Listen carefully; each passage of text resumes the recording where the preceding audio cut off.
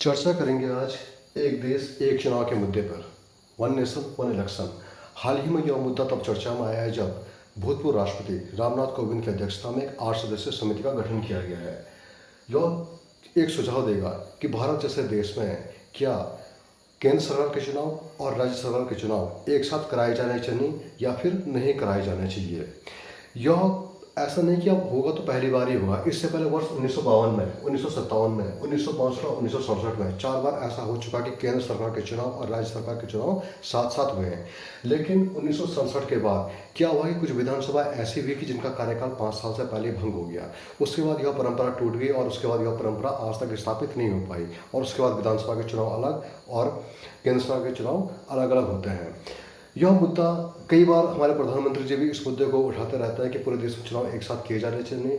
लेकिन वर्ष 2018 में जब 18वें वित्त आयोग ने अपनी रिपोर्ट दी तो उसमें 18वें वित्त आयोग ने कहा कि हमें पूरे देश में वन नेशन वन इलेक्शन पर ध्यान देना चाहिए, क्योंकि यह देशवासियों के लिए और देश के लिए दोनों के लिए फायदेमंद है। लेकिन इसके लिए विधि आयोग ने कहा कि हमें कुछ काम करने पड़ेंगे। पहला काम हमें यह करना पड़ेगा कि संविधान में संशोधन करना पड़ेगा, क्योंकि संविधान में इस तरह की कोई परंपरा नहीं है। और दूसरा, इसके अलावा इस संशोधन में आधे से अधिक राज्यों का भी समर्थन आवश्यक है।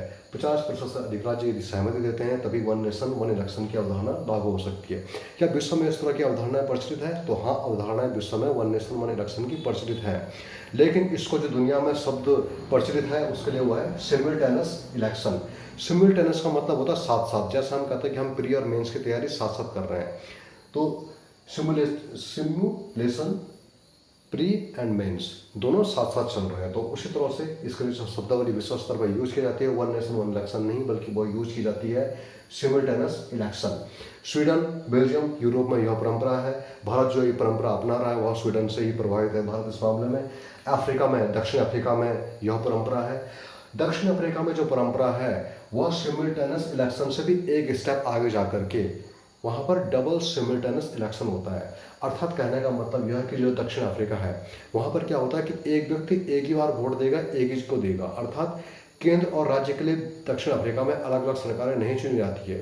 जैसे मान लीजिए यहाँ पर एक व्यक्ति ने एक्स नामक पार्टी को वोट दिया, तो वही एक्स नामक पार्टी यदि जीतती है तो राज्य में भी उसी की सरकार बनेगी और केंद्र में भी उसी की सरकार बनेगी। ये हुआ डबल सिमुलटेनियस इलेक्शन, दक्षिण अफ्रीका में प्रचलित है।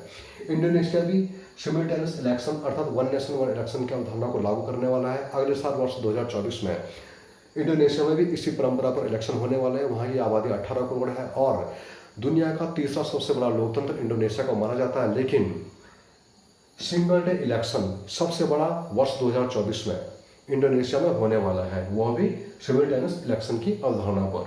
ठीक है, अब इससे कुछ प्लस पॉइंट भी हैं, कुछ नेगेटिव पॉइंट भी हैं। यदि हम वन नेशन वन इलेक्शन की अवधारणा को अपनाते हैं तो इससे क्या फायदा है? एक तो हमारी लागत कम आ जाएगी, जो चुनाव में व्यय होता है वह कम हो जाएगा। जैसे कि एक आंकड़ा है कि वर्ष 2014 में जो इलेक्शन हुआ था उसमें 3800 करोड़ कुल मिलाकर 4000 करोड़ का खर्चा आया था। दुनिया के सबसे खर्चीले चुनाव भारत के चुनाव को माना जाता है। इसके अलावा जो ये अलग अलग समय पे चुनाव होते रहते हैं, जैसे कि अब मणिपुर में चुनाव होंगे, मिजोरम में चुनाव होंगे, इस तरह से हर साल चुनाव और चुनाव होते रहते हैं 29 राज्यों में।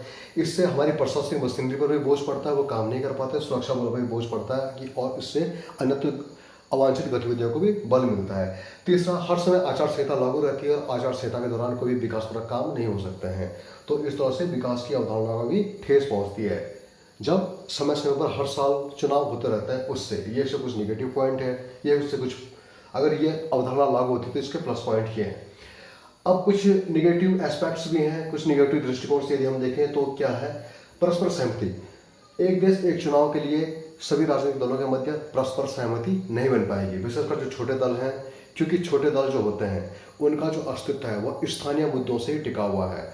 और वह एक देश एक चुनाव की यदि अवधारणा लागू होती है तो ऐसी स्थिति में जो स्थानीय मुद्दे हैं वह हाशिए पर चले जाएंगे और जब वे हाशिए पर जाएंगे तो ऐसी दशा में क्षेत्रीय दल भी, स्थानीय दल भी हाशिए पर चला जाएंगे। स्थानीय मुद्दे गौण हो जाएंगे, छोटी पार्टियों को नुकसान होगा। संघीय ढांचे की अवधारणा के भी खिलाफ है। एक देश एक नेशन संघीय ढांचे की अवधारणा को भी ठोस पहुंचाता है। इसके अलावा कोई भी संवैधानिक प्रावधान इस तरह का नहीं है, इसलिए कह सकते हैं कि यह एक फिलहाल एक गैर संवैधानिक परंपरा है। यदि जो पूर्व में हमारे यहाँ 1952, 57, 62 और 67 में जो इलेक्शन हुए वो केवल परंपरा के आधार पर थे, इसका कोई भी संवैधानिक प्रावधान नहीं था। लेकिन फिर भी निष्कर्ष तो हम कह सकते हैं कि एक देश एक चुनाव की अवधारणा निश्चित रूप से बेहतर है। और हमारे यहाँ एक छोटा से छोटा राज्य उत्तराखंड जैसे राज्य में भी यदि इलेक्शन करवाना है तो यहाँ पे खर्चा जो आता है वो कम से कम 300 से 400 करोड़ का आता है। और जो हाल ही में मिशन आदित्य लॉन्च हुआ और जो चंद्रयान अभियान लॉन्च हुआ, इसका भी खर्चा लगभग इसके आसपास है। तो कुल मिला के यदि वन नेशन वन इलेक्शन की अवधारणा लागू होती है तो हमारा बहुत सारा पैसा बच सकता है।